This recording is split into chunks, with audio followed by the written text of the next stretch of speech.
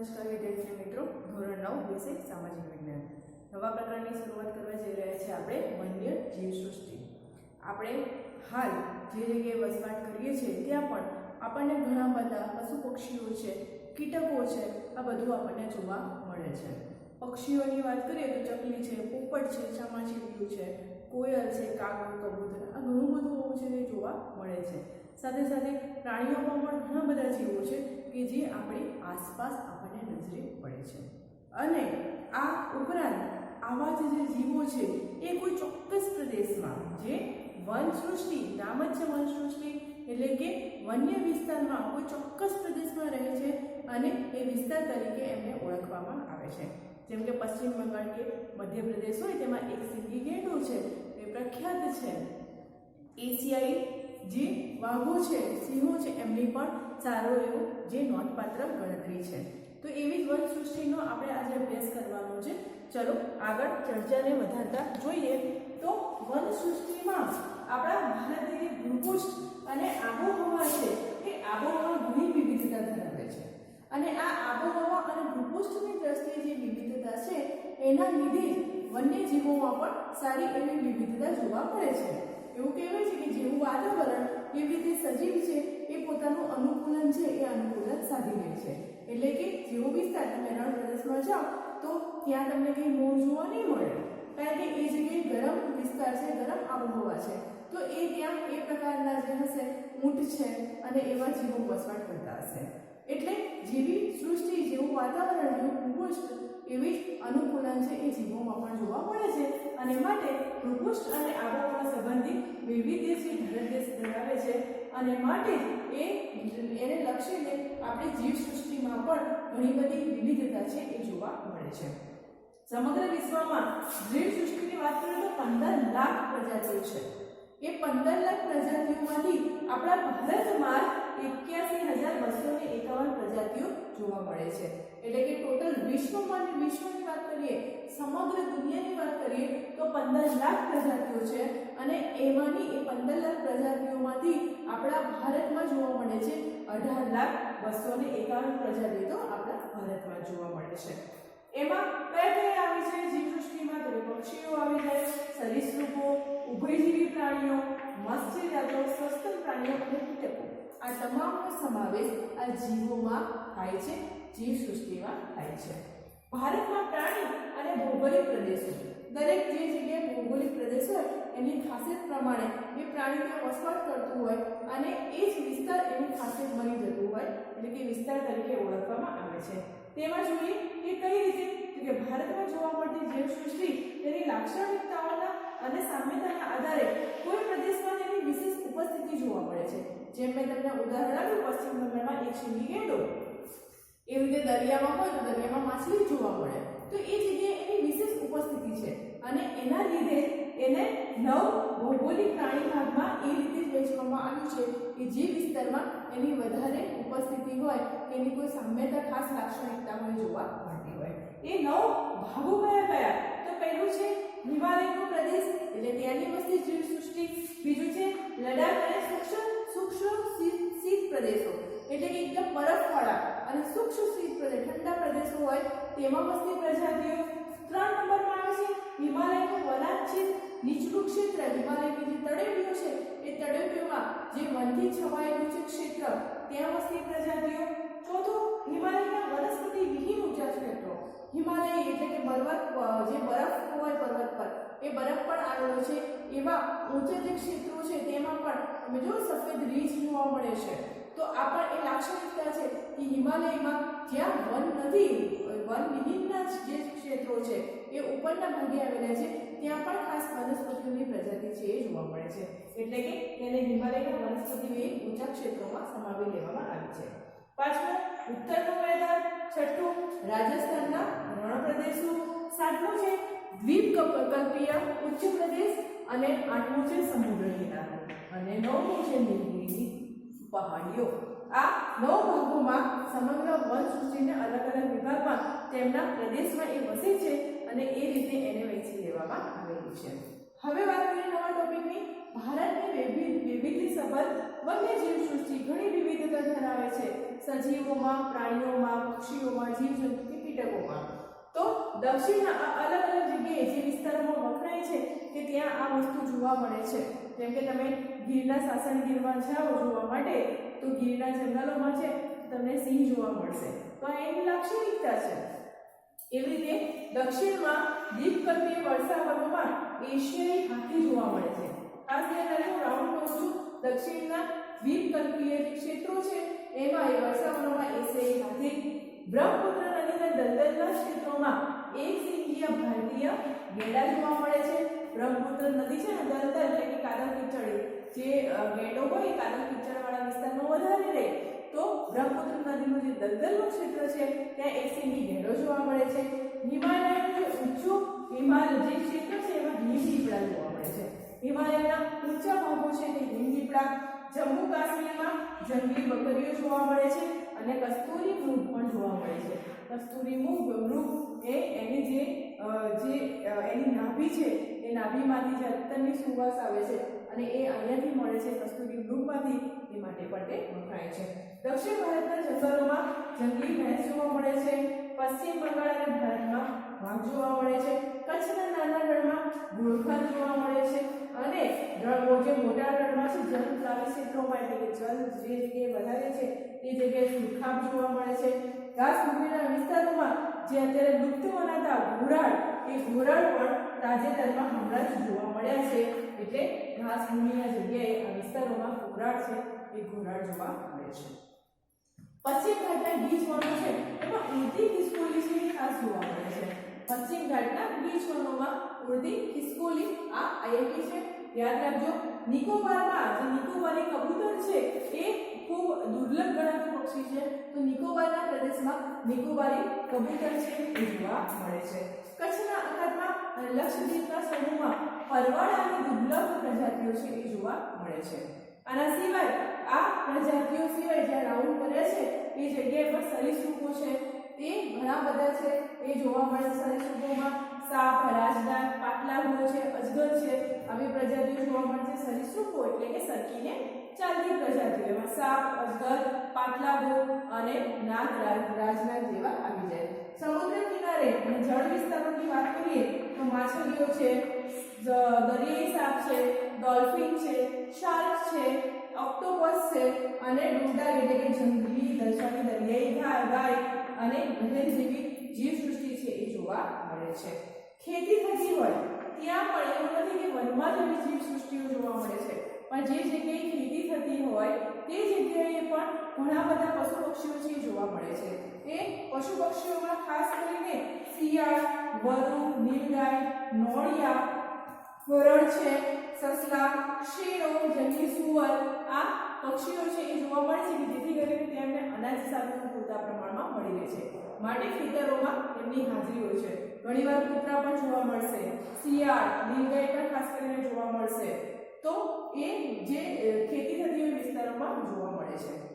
એના સિવાય પક્ષીઓ પણ સારા એવા પ્રમાણમાં જોવા મળે છે. જેમ કે કોયલ જોવા મળશે, કબૂતર જોવા મળશે, ચકલી જોવા મળશે. એના સિવાય તમે જુઓ તો મોર પણ, પોપટ આ તમામ પક્ષીઓ છે એ ખેતી થતી હોય વિસ્તારોમાં પણ જોવા મળે છે. હવે ખાસ નોંધ લેવા જેવી બાબત જે તમારા પાઠ્યપુસ્તકમાં સરસ એવા પીળા પુસ્તકમાં આપેલી છે, તો ભારતમાં જોવા મળતું સૌથી મોટું પક્ષી છે એ છે સારસ.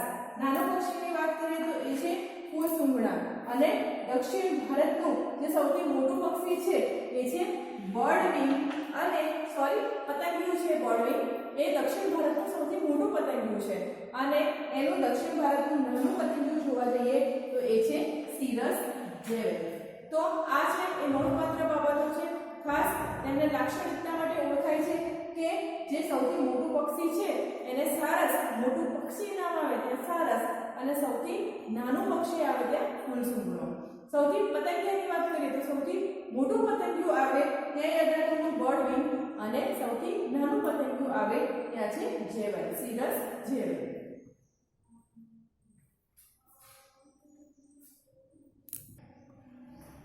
વન્યજીવોને સંરક્ષણની જરૂરિયાત શા માટે છે? તો છેલ્લા થોડા દાયકાઓની વાત કરીએ તો વન્યજીવોના અસ્તિત્વ પર મોટું જોખમ તોડાઈ રહ્યું છે. આજથી 100 વર્ષો પહેલા વાઘ હજારોની સંખ્યામાં ભારતમાં જોવા મળતા, જે આજે પર્યાવરણ મંત્રાલય છે એના 2014ના અંદાજ મુજબ તે આંકડો 2226 છે. એટલે થોડા વર્ષોમાં વાઘના સંરક્ષણની જે જરૂરિયાત તાતી ઊભી થઈ અને એના લીધે સંરક્ષણ કરાયું, એના લીધે વાઘોની સંખ્યા વધી છે, જે સારી બાબત કહેવાય. દુધાળા પશુની સારવારમાં વપરાતી જે પ્રતિબંધિત દવા છે ડાયક્લોફેન્સ. આ દવાનું નામ તમારે યાદ રાખવાનું છે કે દુધાળા પશુની સારવારમાં કઈ દવા વપરાય છે? તો ડાયક્લોફેન્સ. આ દવાની એટલી ઝેરી અસર હોય છે કે આ દુધાળા પશુઓના માંસમાં ભળી જાય. જ્યારે આ પશુઓ મૃત્યુ પામે છે તો એમના માંસમાં આ દવાનું અસ્તિત્વ રહે છે અને એ દવાના લીધે માંસ છે એ સડે છે. હવે આવું સડેલું માંસ ખાવાથી જે ગીધ છે એ ગીધની સંખ્યા નામશેષ થવાના આરે છે. જો ક્યાંથી કેનું કનેક્શન છે કે કેવી રીતે અસર થાય છે આ જીવસૃષ્ટિને, તો જ્યારે પણ આ દુધાળા પશુને સારવાર માટે અથવા તો ઘણીવાર તો એવું થાય છે કે આ પશુ વધારે દૂધ આપે એ માટે અમુક ઇન્જેક્શનો મારવામાં આવે છે, દવાઓ ખવડાવવામાં આવે છે અને આની આડઅસરો છે એ પશુઓમાં સીધી જોવા મળે છે. હવે આ પશુ જ્યારે મૃત્યુ થાય એટલે એનો જે મૃતદેહ એનું માંસ છે આ ગીધ ખાય અને ગીધને પણ અસર થાય અને એના લીધે જ ગીધોની સંખ્યા આજે નામશેષ થવાના આરે છે. તમે જોશો તો તમને ક્યારેક જો ગીધ જોવા મળી જાય તો પણ નવાઈ લાગે. ગીધની સંખ્યા છે હાલ ક્યાંય જો ભાગ્યે જોવા મળી જાય તો આપણું નસીબ, બાકી જોવા જ મળતા નથી. 20મી સદીની શરૂઆતમાં જંગલોમાં જોવા મળતા ચિત્તા આજે ભારતના જંગલોમાંથી નષ્ટ થઈ ગયા છે. એક સમય ચિત્તા અમુક વાર એવું થશે કે જો આપણે અગમચેતીના પગલાં નહીં લઈએ તો આ બધું આપણને ફોટામાં અને જે મૂવીમાં એમાં જોવા મળશે. તો એ માટે આપણે પર્યાવરણની સુરક્ષા કરવી, વન્યજીવોની સુરક્ષા કરવી એ ખૂબ જ તાતી જરૂરિયાત છે. એટલે જે 20મી સદીમાં ભારતના જંગલોમાં ચિત્તા સરળતાથી જોવા મળતા હતા એ ચિત્તા આજે ભારતના જંગલોમાંથી નામશેષ નષ્ટ થઈ ગયા છે. ગીરના એશિયાઈ સિંહો જે એક સમયે ગીરના આખા વિસ્તારમાં જોવા મળતા, એશિયામાં જોવા મળતા, એ આજે ફક્ત ગીરના જંગલ પૂરતા જ મર્યાદિત સીમિત થઈ ગયા છે. સંરક્ષણના પગલાં લેવાથી હવે 2015માં જેની સંખ્યા નોંધાઈ તો 523 આંકડો આવ્યો. એટલે એનું સંરક્ષણ ગીરના જંગલોમાં, ગીરના અભયારણ્યમાં એનો કોઈ શિકાર કરી ના શકે, એનું રક્ષણ થાય, એને ખોરાકની જરૂરિયાત પૂરતા પ્રમાણમાં મળી રહે.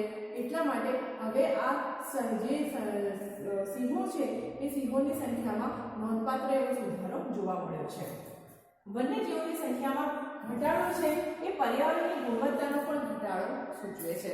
પહેલા તમે જોશો તો માનવીની વાત કરીએ આપણે તો માનવનું આયુષ્ય 700 વર્ષ કે એની ઉપરથી લોકો જીવતા.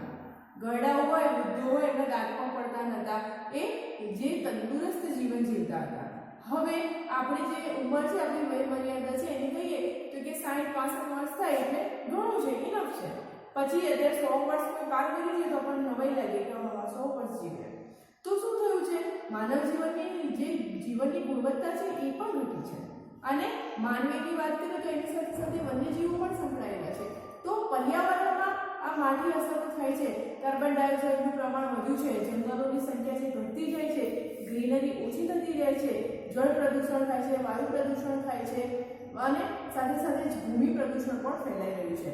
આ બધા પર્યાવરણની માઠી અસરો છે એનો પ્રભાવ છે એ આખરે આ જીવસૃષ્ટિ પર પડે છે. એમાં આપણે પણ આવી જઈએ, વન્યજીવો પણ આવી જાય અને આ અસંતુલન સર્જાય છે એટલે સીધો એ વન્યજીવોની સંખ્યામાં પણ ઘટાડો સૂચવે છે.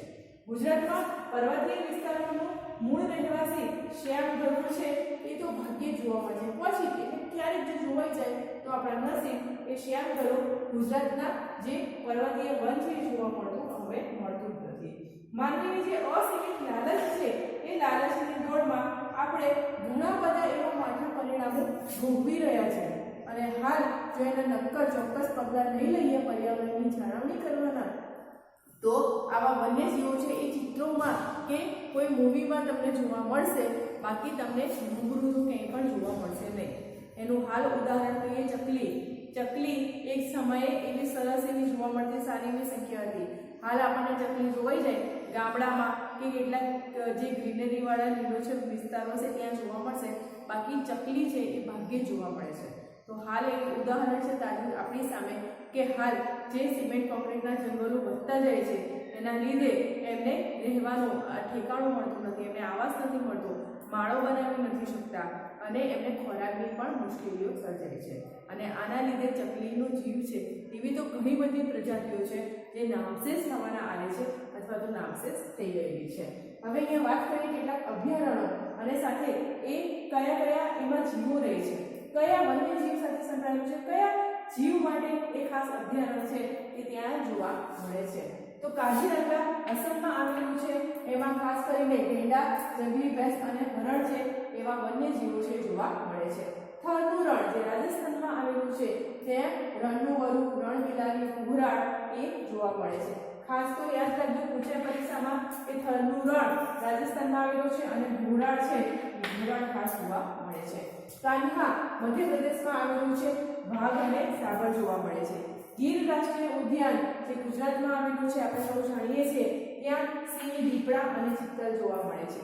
વિરાળગઢ જે કાળિયાર રાષ્ટ્રીય ઉદ્યાન ગુજરાતમાં આવેલું છે, ત્યાં ખાસ કરીને કાળિયાર, વરુ, ખડમોર અને ઘોરાડ જોવા મળે છે. એટલે બે જગ્યાએ ઘોરાડ જોવા મળે છે, એક છે થરનું રણ રાજસ્થાનમાં અને બીજું છે ગુજરાતમાં વિરાળગઢ કાળિયાર રાષ્ટ્રીય ઉદ્યાનમાં. કેવલા રેન્જ છે જે ભરતપુર રાજસ્થાનમાં આવેલું છે, તેમાં પક્ષીઓ જોવા મળે છે. ખાસ કરીને એ છે યાયાવર અને સ્થાનિક પક્ષીઓ જે બહારથી વિદેશથી આવતા પક્ષીઓ હોય કે જે આબોહવામાં ફેરફાર થાય, વાતાવરણ જ્યારે બદલાય ત્યારે એ બહાર દૂર દૂરથી કેટલાય કિલોમીટર, હજારો કિલોમીટરનું અંતર ઉડીને એ લોકો એ જગ્યાએ આવતા હોય છે કારણ કે તેમને ત્યાં અનુકૂળ વાતાવરણ મળે છે. તો એ યાયાવર પક્ષીઓ કહેવાય. ત્યાં કેવલાદેવ એ ખાસ પક્ષીઓનું અભયારણ્ય છે, ત્યાં સ્થાનિક પક્ષીઓ ત્યાંના પક્ષીઓ તો જોવા મળે છે, સાથે સાથે આવા વિદેશથી આવતા પક્ષીઓ પણ ત્યાં જોવા મળે છે. એમાં આપણે ગુજરાતની વાત કરીએ તો નળ સરોવર અને થોરનું જે છે સરોવર એ પણ પ્રખ્યાત છે. બાંદીપુર કર્ણાટકમાં જ્યાં હાથી, રીંછ, સુવર અને જંગલી બિલાડા જોવા મળે છે. દચીગામ એ કાશ્મીરમાં આવેલું છે, જ્યાં કાશ્મીરી હરણ જેને હમુર કહેવાય અને કસ્તુરી મૃગ કાશ્મીરમાં ખાસ યાદ રાખજો કાશ્મીરનું અભયારણ્ય છે દચીગામ, ત્યાં કસ્તુરી મૃગ અને હામુર એટલે કે તે કાશ્મીરી હરણ જોવા મળે છે. કોર્બેટ એટલે હિમાલયની તળેટીમાં વાઘ, દીપડો, હરણ અને હાથી છે એ હાથી જોવા મળે છે. વન્યજીવો પરના જોખમો. વન્યજીવો પરના જોખમો હાલ આપણે ક્યાંક ને ક્યાંક પ્રત્યક્ષ અને પરોક્ષ રીતે અનુભવી રહ્યા છે. ખાસ તો માનવીની જે અસીમિત લાલચ ઊભી થઈ છે અને એ લાલચના કારણે એ વન્યજીવોને સતત એને હાનિ પહોંચાડતો રહે છે, એને મારતો રહે છે. ક્યારેક મેં એવું સાંભળ્યું હતું કે ન્યૂઝમાં આવ્યું કે જોયું હતું, ખાસ યાદ નથી, પણ એ જગ્યાએ એવું હતું દરિયામાં કે જે દુર્લભ ગણાતી એ વિસ્તારની ડોલ્ફિન માછલી હતી અને એ ડોલ્ફિન વેલ માછલીને દરિયામાં એની પૂંછડીને સાંકળથી બાંધી દેવામાં આવી. શા માટે? જ્યારે મરજીવા ઉતર્યા તો તેમણે જોયું તો કે આ તો દુર્લભ છે અને એ આવી હાલતમાં કેમ? પછી જ્યારે એમણે તપાસ કરી ત્યારે એવું જાણવા મળ્યું કે કેટલાક ત્યાંના જે લોકો છે કે જે કંપની દ્વારા આવું જે પ્રવાસીઓ છે જે એમને જે અંડર વોટર બતાવવામાં આવે છે એને જે પક્ષીઓ જે ત્યાંના દરિયાઈ જીવો છે એ બતાવવામાં આવે છે, એમાં આ ડોલ્ફિન માછલીને બાંધી દેવામાં આવી હતી અને એ બતાવવામાં આવતી હતી. શા માટે? રૂપિયા કમાવા માટે, કે આવો દુર્લભ જીવ જોવા મળે એટલે પ્રવાસીઓ છે એ આકર્ષાય અને એ જે અંડર વોટર છે એ વધારે એ કરવા માટે પ્રેરાય. અને આ બધી રૂપિયાની લાલચ છે એ લોકોએ એ ડોલ્ફિન માછલીને સાંકળથી એની પૂંછડીને બાંધીને રાખી હતી અને દરિયામાં એક મોટું પાંજરા જેવું બનાવડતું. તો આ બધી માનવીની લાલચો છે અને આ લાલચોના કારણે વન્યજીવ સૃષ્ટિ છે એ જોખમમાં મુકાય છે. ઘણીવાર તમે જુઓ કે ડિમાન્ડો છે માર્કેટમાં હાથીના દાંત કહેવાય છે ને, હાથી મરે તો લાખનો અને હાથી જીવે તો લાખનો અને મરે ત્યારે 1.25 લાખનો. શા માટે? કારણ કે હાથી દાંત છે દુર્લભ છે, એટલા કિંમતી છે કે એ વિદેશોમાં પણ વેચાય છે અને આના લીધે હાથીઓનો શિકાર થતો રહે છે. એવી રીતે જે સાપના હોય ચામડા, વાઘ, દીપડા, ચિત્તાના જે ચામડા છે એ ચામડા પણ ખૂબ મોંઘી કિંમતે છે વેચાય છે. એવા ઊન છે અને કેટલાક જે કસ્તુરી મૃગ છે એનું જે નાભીનું જે નીકળે છે દ્રવ્ય એને જે કસ્તુરી તરીકે ઓળખવામાં આવે છે. જે માછલીઓ છે એમની પણ ઔષધિ તરીકે ઉપયોગ કરવામાં આવે છે. તો આવા ઘણા બધા જે ઉપયોગો છે આપણે જાણવા. તો આના લીધે માનવીના ખાલ, માંસ, દાંત, વાળ અને હાડકાં મેળવવા માટે એમનો હદ રીતે મોટી પ્રમાણમાં શિકાર છે એ શિકાર થતો રહે છે. એના પર નિયંત્રણ લાવવું ખૂબ જરૂરી છે, કારણ કે જો માનવી જો આ રીતે શિકાર કરશે તો આખું પર્યાવરણ છે એની સાંકળ આખી તૂટી જશે. તમને ખબર નહીં હોય તો જણાવો કે જો મધમાખી હોય, એ મધમાખી જો દુનિયામાંથી નામશેષ થઈ જાય તો એના પછીના 4 વર્ષમાં માનવી છે એ માનવીની સમગ્ર પ્રજાતિ છે એ નષ્ટ થઈ જાય. હવે તમને એવું થશે કે મધમાખી જો નષ્ટ થઈ જાય તો એનાથી માનવીને શું લેવા દેવા? તો એની સાથે જો જોવા જઈએ તો સીધું જ સંબંધ છે કે જે આ મધમાખી છે એ દરેક પરાગરજ હોય, દરેક ફૂલ પર બેસીને એનો રસ ચૂસીને એક મધપૂડામાં આખો રસ મધ ભેગું કરે છે અને આપણે એને મધ કહીએ છીએ. હવે એ માખી મારફતે કેટલીય પરાગરજો છે એ પરાગરજો દ્વારા જ પરાગનયનની પ્રક્રિયા થાય છે અને એના લીધે જ આ જે જીવસૃષ્ટિ ઉપર તમે જે તે છોડવા છે, ઝાડવા છે, લીલાઓ છે એ ઉગી નીકળતા જુઓ છો એ આ મધમાખી અને પતંગિયાઓના લીધે જ છે. હવે તમે વિચાર કરો, જો મધમાખીની પ્રજાતિ નષ્ટ થઈ જાય તો ઝાડવા પણ ઉગશે નહીં, એની પરાગરજો પણ ફેલાશે નહીં અને જો આપણે પણ એની ઉપર જ નિર્ભર છીએ. હવે ક્યાંય તમને ક્યાંય લીલોતરી જોવા નહીં મળે કે તમને શાકભાજી, ફળફળાદી વૃક્ષો જોવા નહીં મળે તો માનવી પણ ત્યાં જ નષ્ટ પામશે. એટલે કે સમય જતાં માનવીના જીવનું જોખમ પણ તોડાતું રહેશે. આ વાતે આપણે સમજતા નથી, પણ પર્યાવરણનું જતન કરવું, વન્ય જીવોનું જતન કરવું એ ખૂબ જ જરૂરી બાબત છે. માટે જંગલોમાં પશુઓના ચરાણથી જે ધોળાકાળી જીવો છે એને સીધી ખોરાકની અછત છે ઊભી થાય છે. હવે જંગલોમાં પાલતુ પશુઓ હોય એને ચરવા માટે લઈ જાય અને જે જંગલમાં રહેતા પશુઓ હોય એમને ખોરાકની અછત ઊભી થાય. હવે આ ધોળાકાળી જીવોને જો ખોરાક જ ના મળે તો એમને એ અકાળે મૃત્યુ પામે.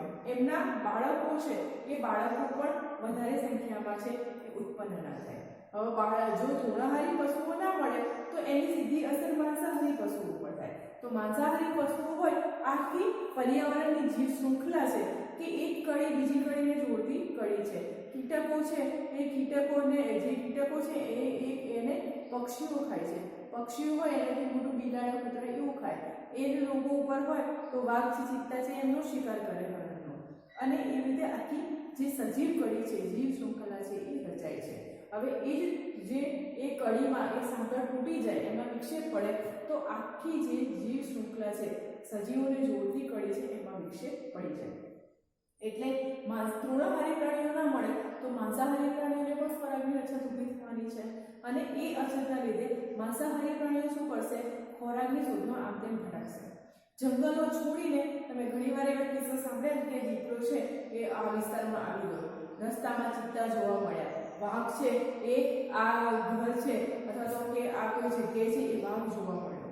તો રહેણાંક વિસ્તારોમાં માનવ જે વસે છે એ માનવ વસાહતોમાં આ વન્ય જીવો છે એ ખોરાકની શોધમાં આવી જાય છે. પરિણામે શું થાય છે? માનવો અને આવા વન્ય જીવો સામે આવી જાય એટલે સંઘર્ષ ઊભો થાય છે. જો સામે માણસ એને ના મારી નાખે તો એના જીવનું જોખમ, સામે જો દીપડો, ચિત્તો આવા વન્ય જીવો સામે હુમલો ના કરે તો એમને પણ તકલીફ. એટલે આ સંઘર્ષ ઊભો થતાં પરિણામ તો શું આવે છે કે છેવટે એ જે વન્ય જીવો એ જ શિકાર બને છે અને માનવીના રોષના કારણે એમાં અથડામણો થાય છે અને એ અથડામણોના લીધે છેવટે આવા વન્ય જીવ છે કાં તો એનું મૃત્યુ થઈ જાય છે કાં તો એને કોઈ અભયારણ્યમાં સુરક્ષિત જગ્યાએ મોકલી દેવામાં આવે છે. આવી જ રીતે દક્ષિણ અને દક્ષિણ પૂર્વ ભારતમાં જંગલોમાંથી ખોરાકની શોધમાં હાથીઓના ઝુંડ જે કૃષિ વિસ્તારોમાં આવી રહે છે અને એ જગ્યાએ ભારે ઉચાપત મચાવે છે. કારણ કે હાથી એમ પણ વજનમાં એકદમ વજનદાર પ્રાણી, મોટું પ્રાણી. હવે એવી જગ્યાએ જો ખેતરોમાં આવી જાય તો ઊભા પાકને સીધું નુકસાન પહોંચાડે. પરિણામે માનવી હોય એ પોતાને નુકસાન થાય સહન ના કરી શકે અને એના લીધે હાથીઓને ક્યારેક ઈજા પણ થાય અને એ મૃત્યુ પણ પામે. સૌરાષ્ટ્ર અને દક્ષિણ ગુજરાતના દીપડાના હુમલાઓમાં દક્ષિણ ગુજરાત ઉત્તર પૂર્વના જે વિસ્તારો છે એમાં રીંછ દ્વારા માનવોને ઈજા પહોંચાડવાની કે મારી નાખવાની અનેક ઘટનાઓ બની છે. આવું સમાચારમાં પણ ઘણીવાર આવતું રહે છે કે આ વિસ્તારોમાં છે દીપડો છે, રીંછ છે, ચિત્તો ઘૂસી ગયો અને આવી દુર્ઘટનાઓ ન થાય માટે માણસે અગમચેતી છે એ જ શ્રેષ્ઠ ઉપાય છે. એટલે એવું કહેવાય છે કે પાણી આવે એ પહેલાં પાળ બાંધવી જરૂરી છે. જો ત્યાં જ જંગલમાં રહેતા વન્યજીવોને પૂરતો ખોરાકને સુરક્ષા આપણે બક્ષીએ, એના કોઈ પણ રોજિંદી ક્રિયાઓમાં આપણે હસ્તક્ષેપ ના કરીએ તો એ ખોરાકની શોધમાં માનવ વસાવત સુધી આવશે જ નહીં. સાથે સાથે પર્યાવરણ થકી એમનું સંરક્ષણ કરીએ એ ખૂબ જરૂરિયાત છે, એ ખૂબ જ જરૂરી છે, કારણ કે એના થકી જ માનવીના જીવનું પણ રક્ષણ થશે. હજી પણ ઘણી એવી ચર્ચા છે, પણ એ પછી હવે આપણે નેક્સ્ટ ટોપિકમાં ચર્ચીશું. હાલ પૂરતું આજનું થેન્ક યુ.